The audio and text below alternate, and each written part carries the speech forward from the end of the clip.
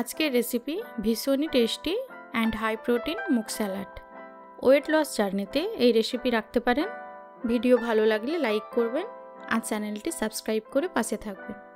এখানে প্রথমেই নিয়েছি অঙ্কুরিত সবুজ মুগ ডাল হাফ কাপ। একটি বোলে ট্রান্সফার করে দিচ্ছি। 2 কাপ গরম জল দিয়ে দিলাম। 4 থেকে 5 মিনিটের জন্য ঢাকা দিয়ে দেব। 5 মিনিট হয়ে গেছে, এবারে জলটা ছেঁকে নিলাম। 3 থেকে 4 মিনিট এইভাবে রেখে দেব ঠান্ডা হওয়ার জন্য।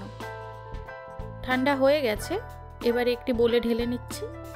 সব উপকরণ এবারে এক এক করে অ্যাড করে দিচ্ছি।